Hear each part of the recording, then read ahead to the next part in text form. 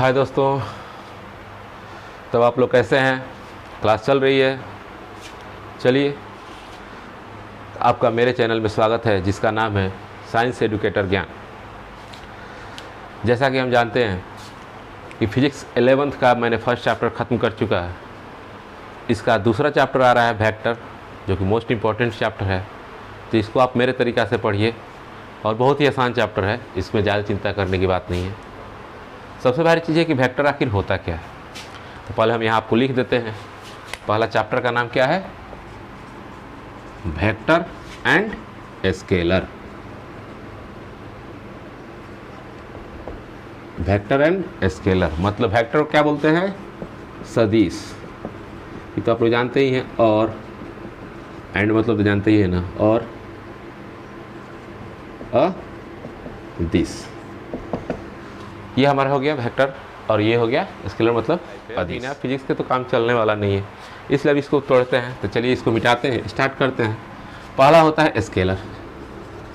Scalar की बात करते हैं और दूसरा इधर लिख देते हैं वेक्टर। ये आपका स्केलर हो गया, ये आपका वेक्टर हो गया। ठीक है, अब इसमें हमारे देखिए स्केलर क्वांटिटी कौन सा होता है? जिसके पास ओनली मैग्नीट्यूड, क्या हुआ?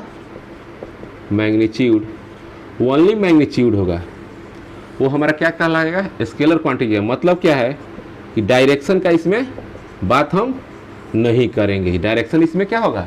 नहीं होगा। तब इसमें क्या कहलाएगा? वो स्केलर क्वांटिटीज कहलाएगा। यही दूसरा चीज़ हमारा आ रहा है वेक्टर। तो वेक्टर में क्या होता है? इसमें बोथ होता है, मैग्नीट्यूड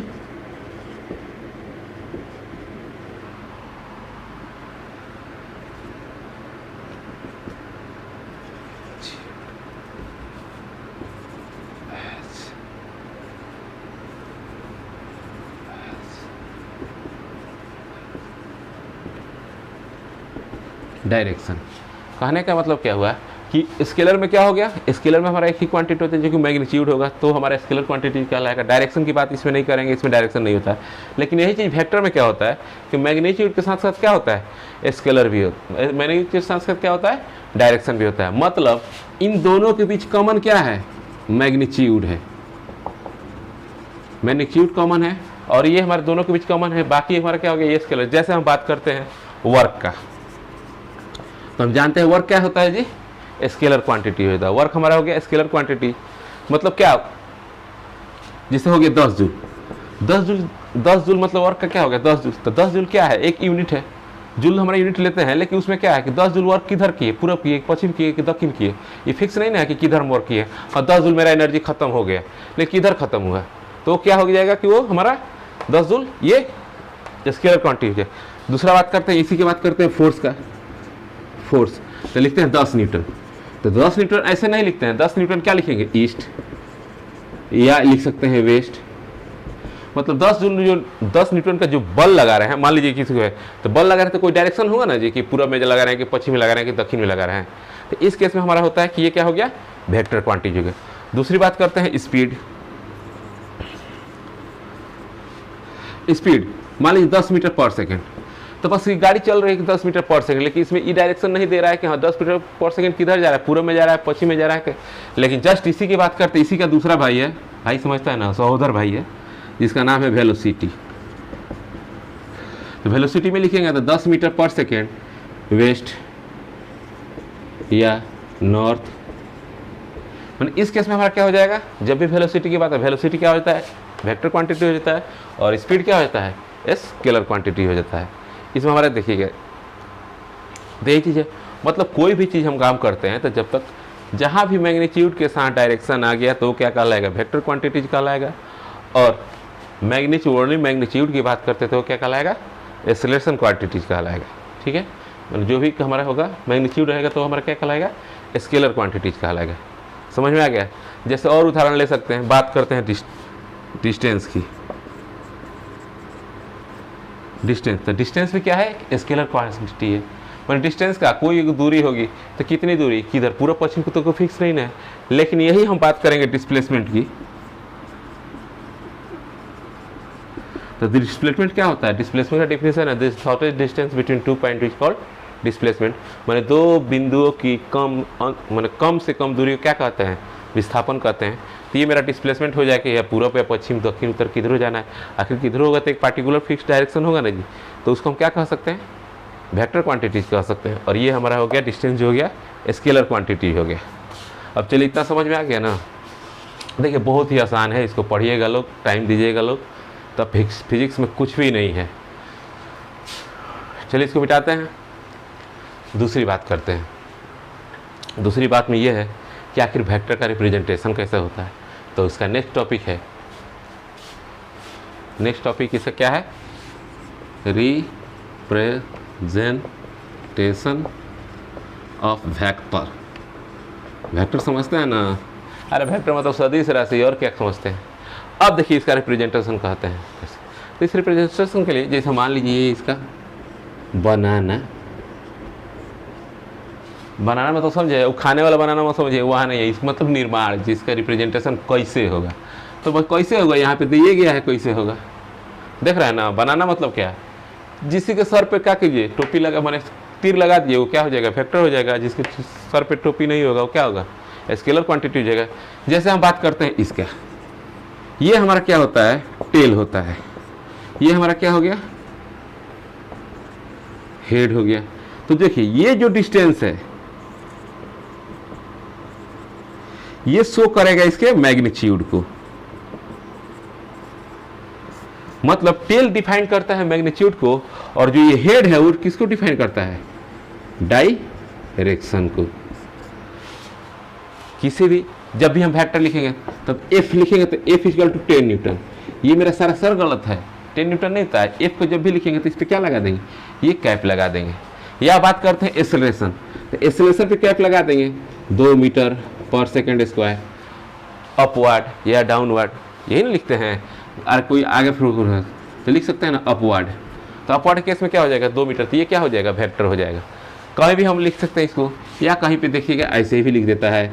ये डिस्प्लेसमेंट हो गया, ये आपका वेलोसिटी हो गया, ये सारे के सारे क्या है? वेक्टर क्वांटिटी है। तो वेक्टर को कैसे रिप्रेजेंट करते हैं? किसके सर पे क्या लगा दिए? एरो लगा देंगे तो हमारा क्या हो जाएगा? मतलब ये आपका जो यहाँ से यहाँ तक लंबाई, ये किसको डिफाइन करेगा? मैग्नीट्यूड को डिफाइन करेगा।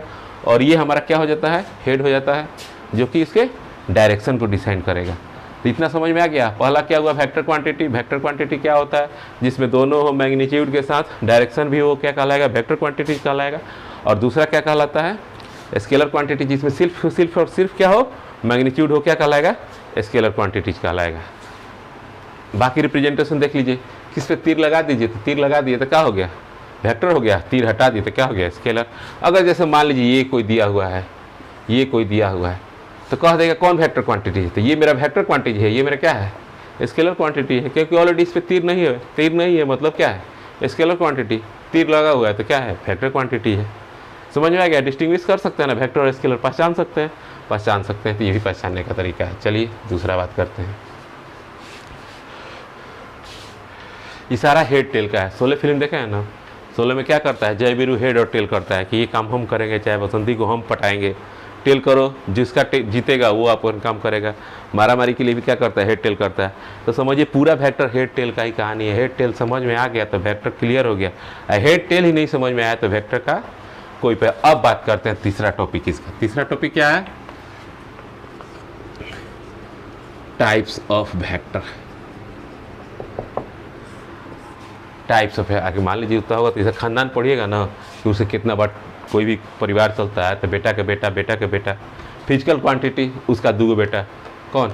स्केलर और वेक्टर। अब वेक्टर का कितना टाइप होगा? तो उसका भी अब 4 गो बेटा पढ़िए। तो पहला क्या होता है? पहला हम बात करते हैं इक्वल वेक्टर का। इक्वल वेक्टर, तो देखिए इक्वलिटी अकेले नहीं होता है, किसी भी 2 आदमी इक्वलिटी होता है। तो इक्वल वेक्टर में क्या होता है? मैग्नीट्यूड और डायरेक्शन सेम।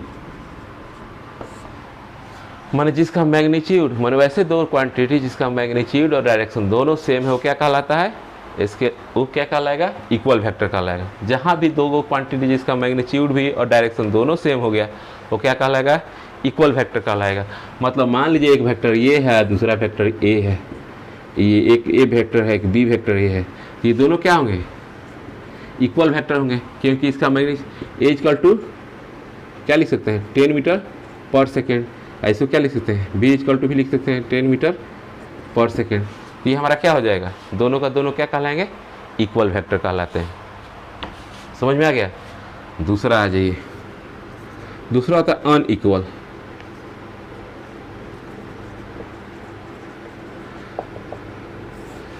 अनइक्वल वेक्टर, तो अनइक्वल जैसे इक्वल में समझ रहे थे क्या, दोनों का दोनों सेम है तो इक्वल वेक्टर कहलाएगा। अनइक्वल वेक्टर में क्या कहलाएगा, मैग्नीट्यूड डिफरेंट हो जाए तो भी अनइक्वल होगा, डायरेक्शन डिफरेंट हो जाए वो भी अनइक्वल होगा। मतलब कोई एगो इधर जा रहा है और कोई एगो इधर जा रहा है तो क्या कहलाएगा, अनइक्वल वेक्टर कहलाएगा। मतलब इसमें लिख लीजिए सीधे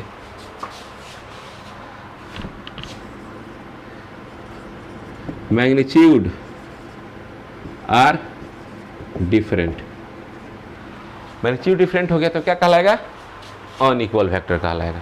समझ में आ रहा है। जैसे मान लीजिए ए कोई वेक्टर है, ए का 10 मीटर पर सेकंड दिया हुआ है, बी कोई वेक्टर है 5 मीटर पर सेकंड दिया हुआ है, 5 मीटर पर सेकंड दिया हुआ है, तो हई बराबर होगा, 5 झापड़ा 10 झापड़ बराबर होगा, नहीं ना होगा। तो सिंपल सा बात है, जब नहीं होगा तो उसको हम बोल सकते हैं कि अनइक्वल वेक्टर है। अब तीसरा पॉइंट करते हैं, मिटाते हैं इसको, तीसरा पॉइंट आ जाइए, तीसरा पार्ट आ जाइए।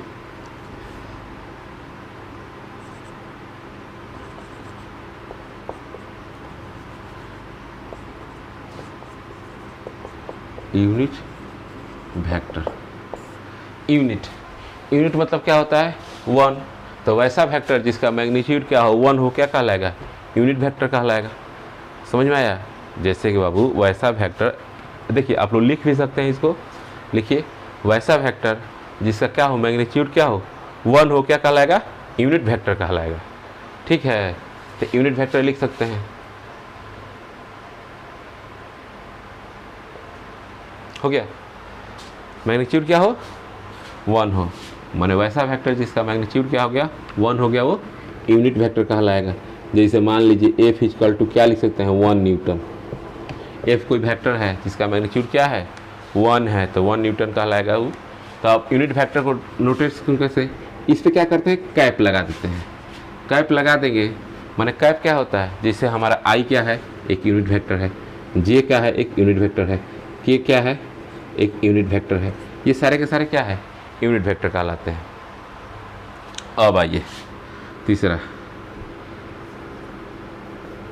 पैरेलल।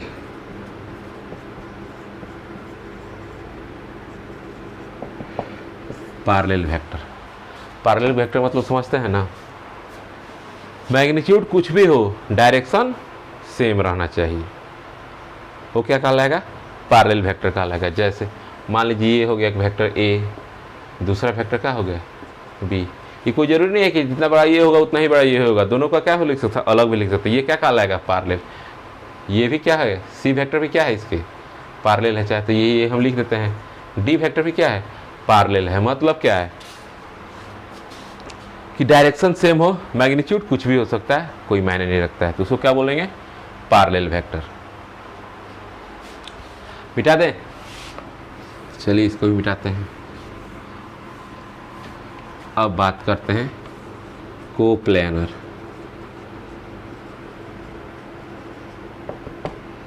कोप्लेनर वेक्टर, को मतलब सेम आप प्लेन में एक तलीय कोई वेक्टर होगा। मान लीजिए बोर्ड है, ये बोर्ड देख रहे हैं तो बोर्ड क्या है एक प्लेन है ना जी, तो इस कोप्लेनर वेक्टर क्या होता है, तो कोप्लेनर वेक्टर होता है कि वैसा जिसका दो vector falling in one plane, और दो वेक्टर एक ही प्लेन में फॉल कर रहे हैं, एक ही प्लेन में गिर रहे हैं, तो उसको क्या कहते हैं कोप्लेनर वेक्टर। जैसे मान लीजिए कोई प्लेन है, ये बोर्ड आपका एक क्या है प्लेन है, तो इस पर एक वेक्टर ये हो गया एक वेक्टर ये हो गया, तो इसको क्या बोल सकते हैं कोप्लेनर नहीं बोल सकते हैं।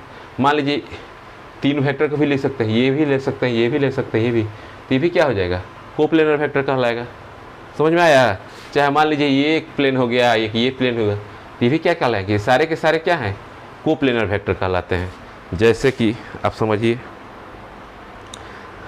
मान लीजिए एक प्लेन है और ये एक ही प्लेन है, तो इसको समझाने के लिए क्या कर सकते हैं, देखिए एक मान लीजिए ये प्लेन है और एक ये प्लेन है, तो ये कहा जाएगा कि ये कोप्लेनर वेक्टर है। हाँ भाई कहा जाएगा, क्योंकि देखिए एक प्लेन में बैठ गए, या इसको ऐसे रख लीजिए, ये भी क्या होगा, एक प्लेन हो गए। चाहे तो हम इसको ऐसे रख लें किसी तरह, चाहे मान लीजिए कह दे ऐसे, तो ये भी तो एक प्लेन हो गया। मतलब वो ऐसा दो वेक्टर जो एक ही प्लेन में फॉल करते हो, वो क्या कहलाते हैं, कोप्लेनर वेक्टर कहलाता है। समझ में आया, दो वेक्टर तीन वेक्टर कुछ भी हो सकता है, चाहे तो तीन वेक्टर भी ले सकते हैं। जस्ट ए मिनट, तीसरा मार्कर कहाँ गया, सॉरी दोस्तों तीसरा मार्कर नहीं है, तो तीन वेक्टर को भी हम दिखाते हैं कि तीन वेक्टर भी क्या होता है, कोप्लेनर होता है। तो ये हमारा तीन वेक्टर कोप्लेनर हो गया, समझ में आ गया। एक ही फॉल करे वो क्या हमारा क्या कहलाएगा, दो vector following one plane is called coplanar vector. और हमेशा दो वेक्टर जो होता है कोप्लेनर वेक्टर होता है, वो मतलब जो भी हमारे दो वेक्टर है एक दूसरे के क्या होते हैं, कोप्लेनर ही होते हैं। ये को याद रखिएगा नोट में कि हमेशा दो वेक्टर क्या होते हैं, एक दूसरे के कोप्लेनर होते हैं। कहीं भी गिरा दीजिए, ये यहाँ हो गया, ये यहाँ हो गया, तो ये भी क्या कहलाएंगे, कोप्लेनर है कहलाएंगे। ये यहाँ हो गया, इसको जस्ट इधर कर दीजिए, तो ये भी क्या कहलाएगा, कोप्लेनर वेक्टर कहलाएगा। चलिए इसको मिटाते हैं। अब आइए अगला टॉपिक पे।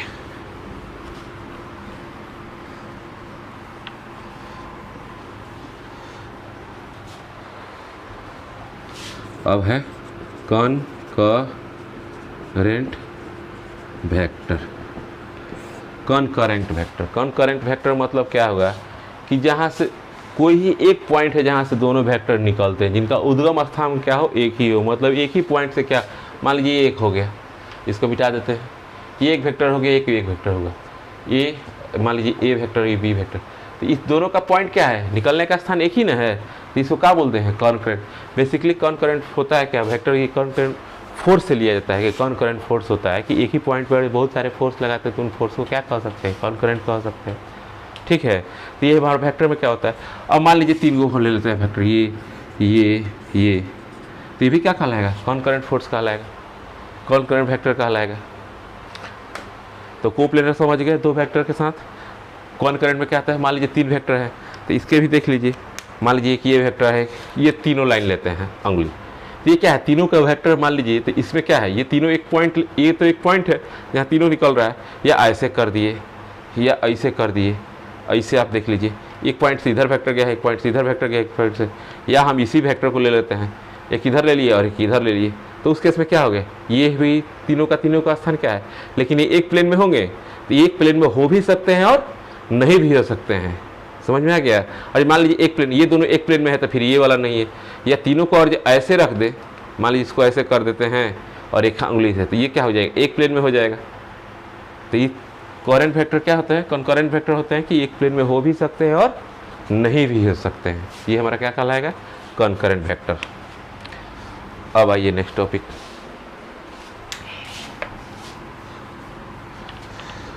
वेक्टर में कुछ नहीं है, जैसे आप लोग पढ़ते रहिएगा, पढ़िएगा तो कुछ भी नहीं रखा हुआ है, बस कुछ नहीं है, बस समझते जाइए, फिगर देखते जाइए, फिगर पे ही पूरा वेक्टर खत्म हो जाएगा, इसमें आप लोग ज़्यादा सोचने की ज़रूरत नहीं है। अब एक लास्ट वेक्टर बच गया जिसको बोलते हैं जीरो वेक्टर, या किसी बुक में दिया होगा null vector. Zero vector simple सा बात है, जिसका मैग्नीट्यूड क्या हो, जीरो हो, वो क्या कहलाएगा, जीरो वेक्टर कहलाएगा। डायरेक्शन आर्बिट्रियरी होता है, इसका डायरेक्शन जो देखिए, डायरेक्शन की बात करेंगे तो कहिएगा का जीरो, जब मैग्नीट्यूड नहीं है तो डायरेक्शन कहाँ से आ गए, तो ये क्या होता है, आर्बिट्रियरी। आर्बिट्रियरी होता है मतलब डायरेक्शन किधर हो जाए, जीरो वेक्टर पूरब में, चाहे जीरो वेक्टर पश्चिम में, चाहे जीरो वेक्टर दक्षिण में। मान लीजिए आपको फोर्स 0 न्यूटन से आपको बल लगा रहा है, तो कोई ना कोई डायरेक्शन होगा ना, तो जीरो डायरेक्शन के लिए इसे आर्बिट्रियरी किधर जा सकता है, पूर्व पश्चिम दक्षिण उत्तर ऊपर नीचे कहीं भी जा सकता है। ये भैया फ्री है, कहीं भी इसका हाथ पैर मार सकते हैं। हाँ, लेकिन यही है कि कंडीशन क्या होना चाहिए, मैग्नीट्यूड क्या होना चाहिए। जब भी मैग्नीट्यूड 0 होगा तो कौन सा वेक्टर कहलाएगा, नल वेक्टर कहिए तो, शून्य सदिश कहिए तो, चाहे जीरो वेक्टर कहिए तो, ये मेरा मैग्नीट्यूड 0 तो हमारा हो गया नल वेक्टर और 0 वेक्टर। चलिए अब सबसे मोस्ट इम्पॉर्टेंट टॉपिक, बहुत हेवी चैप्टर बुक है, ये टॉपिक है जिसको आप लोग समझिए क्या है।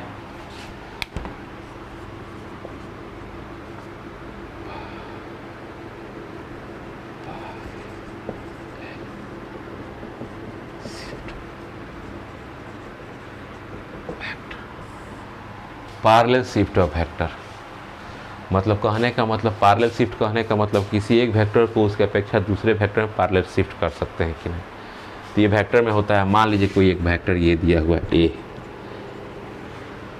ये हेड हो गया, ये इसका टेल हो गया, तो इसको पैरेलल शिफ्ट करना है तो इस यहाँ पर हम इसको पैरेलल शिफ्ट कर सकते हैं।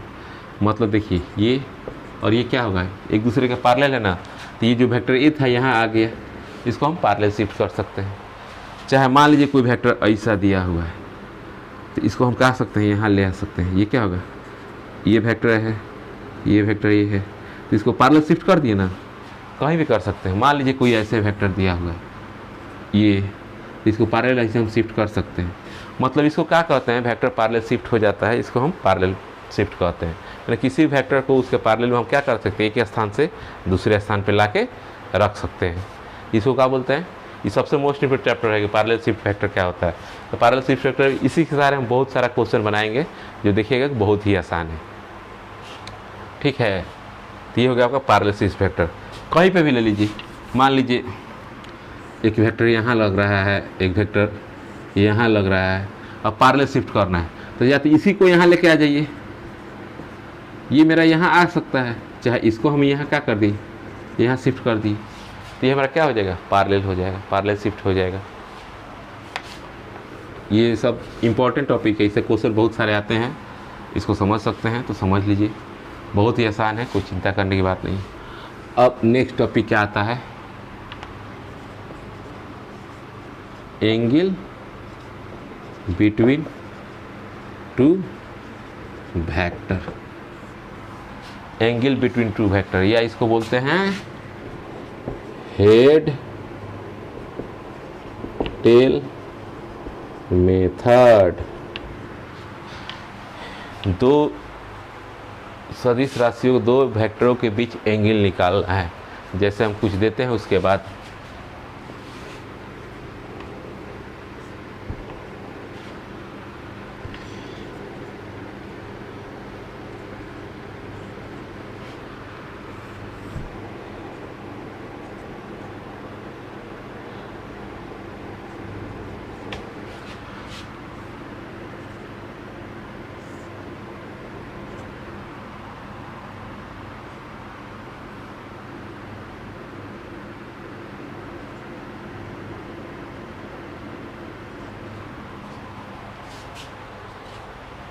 ये हो गया, समझ में आया।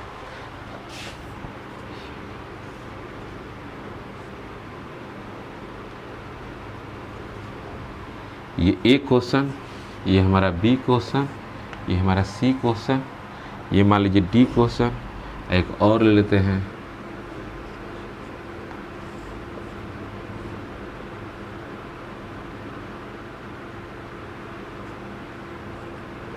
ई क्वेश्चन, ठीक है। अब हमको बताना है कि कितना एंगल है दोनों वेक्टर के बीच में। तो देखिए जब भी हमारा होगा एंगल हेड टू हेड या टेल टू टेल के बीच में होगा, हेड टेल के बीच में नहीं होगा, समझ में आ गया। जब भी हम एंगल निकालेंगे तो हेड से हेड के बीच में निकालेंगे और टेल से टेल के बीच में निकालेंगे, हेड टू टेल नहीं निकालेंगे। तो अब हमको चाहिए पहला वेक्टर, पहला दिया हुआ है, देखिए ये इसका हेड है और ये इसका हेड है। अब कह रहा है इन दोनों के बीच में हमको क्या निकालना है, एंगल निकालना है। तो हम क्या करते हैं, पैरेलल शिफ्ट में इसको हम उठा के यहाँ रख सकते हैं, इसको यहाँ रख सकते हैं, मान लीजिए इसको यहाँ रख दीजिए, चाहे छोड़िए हम इसी टेल को उठाकर यहाँ ला देते हैं पैरेलल शिफ्ट के द्वारा। तो पार्लर शिफ्ट के द्वारा लाया, तो मान लीजिए ये वेक्टर यहाँ आ गया, तो ये कितना का एंगल था 120 का, तो ये एंगल कितना का हो जाएगा 30 डिग्री होगा। तो मतलब थीटा का मान यहाँ क्या हो गया 30 डिग्री। ठीक है, देखिए कभी भी एंगल निकाला जाता है तो हेड से हेड में, टेल से टेल में, टेल हेड का एंगल नहीं निकाला जाता है। ठीक है, अब बात करते हैं यहाँ पे। अब देखिए यहाँ दोनों हेड लगा हुआ है, तो दोनों हेड लगा हुआ है तो थीटा का मान कितना हो गया 30 डिग्री। यहाँ कुछ नहीं करना है। अब देखिए यहाँ दोनों टेल लगा हुआ है, तो टेल थीटा का मान कितना हो गया 60 डिग्री। कोई दिक्कत है? अरे बाबू बोलो, नहीं बोलेगा तो नहीं समझ में आएगा। कोई प्रॉब्लम है तो पूछिए, कमेंट कीजिए। हाँ, एक चीज़ और कहेंगे, और चैनल पे नए हैं तो इसको सब्सक्राइब कर लीजिए, अपने फ्रेंड में शेयर कीजिए। अब आइए तीसरा क्वेश्चन पे, चौथा क्वेश्चन की बात करते हैं। अब देखिए इसका हेड ये है और इसका टेल कहाँ है, ये टेल है। तो हेड और टेल कभी एंगल बताएगा? नहीं बताएगा।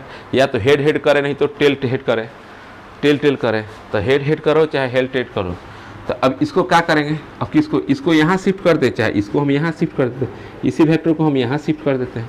तो यहाँ शिफ्ट कर देंगे तो दोनों टेल हो गया। तो मतलब ये कितना का एंगल हो जाएगा 60 डिग्री होगा। मतलब थीटा पर कितना 60 डिग्री। तीसरा चीज़, अब ये इसी की बात करते हैं 135। तो 135 के केस में क्या हो गया, अब देखिए 135 है, तो अब ये इसका हेड है और ये इसका क्या है, हेड है। तो हेड और टेल के बीच कभी आएगा? नहीं आएगा। तब क्या करते हैं, इसी को इधर बढ़ा देते हैं। तो इसको इधर बढ़ा दिए तो 135 है 180, 180 में से 135 किया कितना बताइए 45, 5 5 10 और 7, तो ये हो गया कितना 45 डिग्री। थीटा बराबर 45 डिग्री। तो इस तरह करके हम ये हेड टेल मेथड से हम निकाल सकते हैं, जैसे एंगल दो एंगलों के बीच, बिटवीन दो वेक्टर एंगल हम निकाल सकते हैं ना जी, दो वेक्टर के बीच, हेड टेल मेथड से। अब आ जाइए, सबसे पहले क्या है, अगला टॉपिक क्या है, एडिशन और सब्सट्रैक्शन ऑफ वेक्टर, माने दो सदिश का जोड़ या दो सदिश का घटाव। पहले हम एडिशन देख लेते हैं, पहले एडिशन ऑफ वेक्टर देख लें, एडिशन ऑफ वेक्टर देख लेते हैं। एडिशन ऑफ वेक्टर क्या होगा, मान लीजिए कोई वेक्टर ए ये दिया हुआ है और दूसरा वेक्टर बी ये दिया हुआ है। तो कभी भी एडिशन होगा ना, तो पहले का हेड दूसरे का टेल एक साथ आएगा, कभी हेड हेड और टेल टेल नहीं आएगा। तो मान लीजिए पहले का हेड ये हो गया आपका ए, दूसरे का टेल का हो गया, ये आपका हो गया वेक्टर बी। अब क्या होता है, अब हमारा यहाँ भी देखना है कि पहले का जोड़ने पर भी एडिशन, इसका रिजल्टेंट आएगा, एक और नया शब्द आ गया। रिजल्टेंट क्या होता है भैया, फर्स्ट का ले लीजिए टेल प्लस लास्ट का ले लीजिए हेड। तब देखिए इसका हम ले लिए क्या चीज़, टेल, और लास्ट का क्या लीजिए हेड, इसको हम मिला दिए तो ये क्या हो गया, इसका आर हो गया, जो क्या कहलाएगा vector A plus vector B. समझ में आया।